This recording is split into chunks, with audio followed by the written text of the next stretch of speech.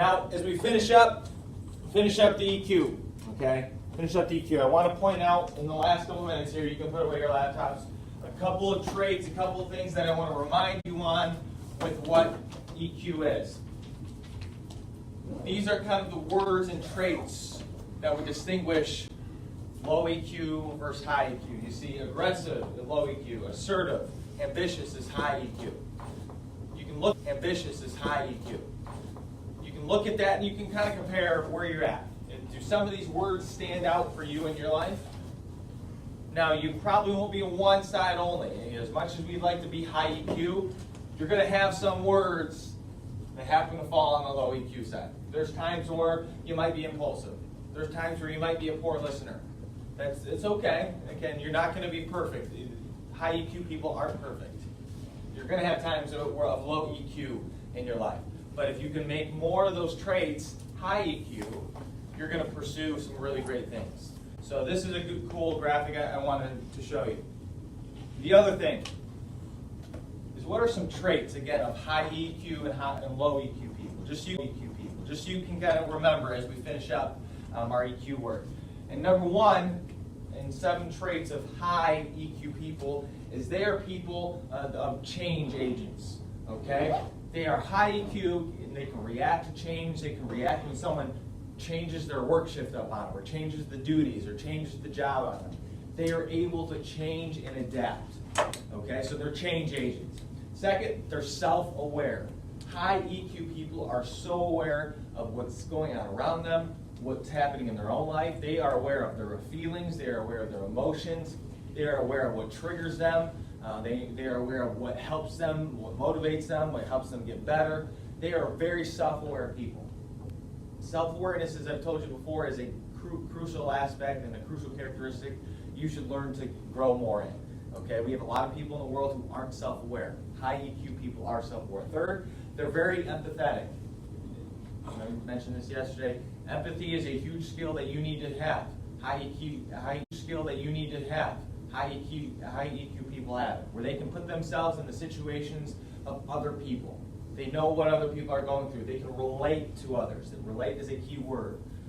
Relating to somebody's feelings and their emotions. They read somebody's face and they can relate to, hey, I remember a tough time I went through. Let me tell you about it. Let me help you out. What can I do for you? Or they see a surprised look on someone's face. Now, I know how that feels. I can put myself in their position. I know how to help them get through it. Because you're going to have to do this when you're on a team, when you're in a work environment, when you're in a family. You're going to have to relate and be able to be a good empathizer. They're not perfectionists.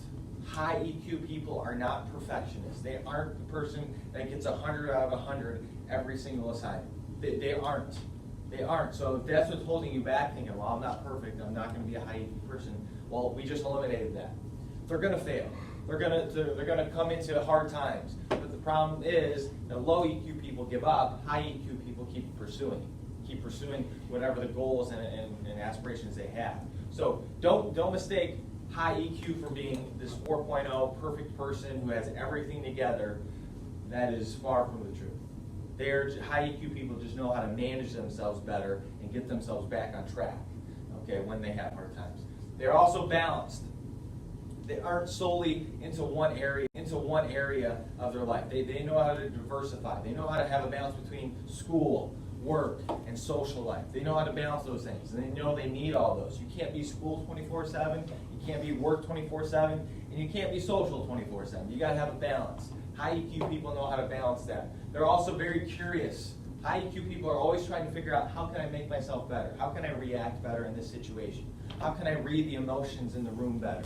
Okay, how can I handle my emotions? So they're always curious. They're always learning, trying to grow themselves. Okay, they're not satisfied with where they're at. Then 7, they're very gracious. I love that word, gracious. They understand that every day is a great opportunity. They understand that waking up today is a blessing. That's something that they might not have had. I mean, they could wake up someday and not have any breath in their lungs. And so high EQ people are very gracious for the emotions that they have and the emotions that they carry, and understand how great it is to feel, how great it is to be sad, how great it is to be happy, how great it is to be sometimes shocked and angry, and understand that that can be a good and positive thing as well. So those are 7 traits of high EQ people. And then on the flip side, real quickly, What about low EQ? What about low emotional intelligence? Okay, this is what we want to stay away from. They have rocky relationships. If you are low EQ, you're going to struggle with relationships in your life. I guarantee you. That's why our divorce rate is so high in the United States. Your relationships are going to be rocky because you're never going to be able to react to other people's emotions. You're going to struggle staying together and being on the same page and working together for something. The relationships are going to suffer. Second, you're going to get into lots of arguments. Low EQ people get into a ton of arguments for no reason. And I'm not talking about I'm going to stand up for myself in a good way, or I'm going to stand up for this opinion that I really believe strongly in. I'm talking about the little boy, little girl rants of, I'm going to go crazy and I'm just going to argue this and that. Like, there's a difference between little boy, little girl arguments and someone who has some strong opinions and know how to present themselves. So we need to get rid of the little boy, little kid stuff. That you're 17, 18 now. Now we're moving forward into the big boy world.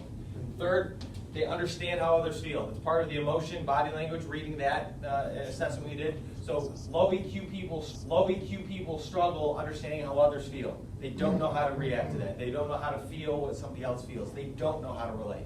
Okay, they are unrelatable. Fifth, they refuse to see somebody else's points of view. They are my way or the highway type of people. They only see one way, and that's the only way they go. And that's a struggle. That means they're never going to be open to anything and furthering anything in their life. 6, they blame others for their mistakes. They never take ownership of anything. Low EQ people will always find somebody else to point the finger at. Every time. That is something that is a classic sign of low EQ. It's something you've got to work on getting rid of. It's a struggle. It's not easy. I'm telling you, it's not easy. But work on not pointing the finger at other people, but saying, what did I do? What can I do better? 7th, they have an inability to cope with emotionally charged situations. So when the pressure-packed situations happen, when chaos happens, when stressful things happen in their lives, they have a huge struggle with it. They lose it. They panic. They make impulse decisions. So if you are a person that struggles when the chaos happens, well, then we got to work on our EQ so we can develop a better wall to keep out the bad, negative situations, okay, when pressure happens.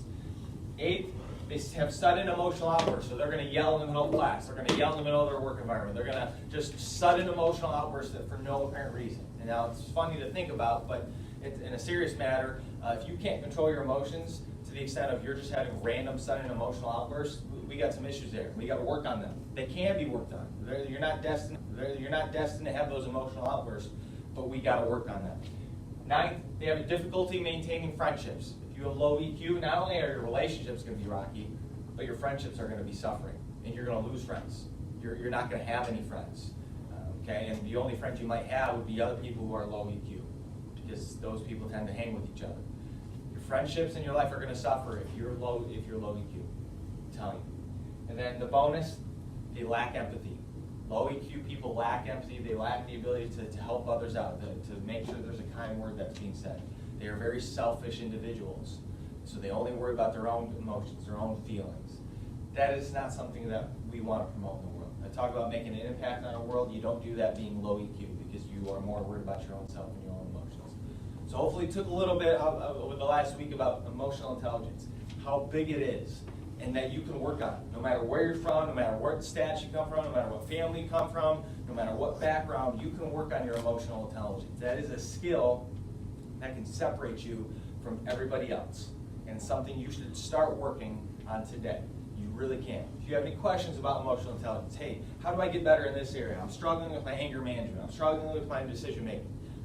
I'm right here. Feel free to come talk to me or talk to one of your classmates. Talk to somebody who is good in that area, because we want to get you better. It's a small skill, but it makes a great big deal and a great big difference in the world you want to live in. Okay, you can say I'm really skilled, I have all these degrees, but if you can't manage your emotions, you're going to struggle. You're going to struggle. So we want high EQ people. I want all of you to develop into high EQ people. And so remember the factors that contribute to that and work on getting better at those every day.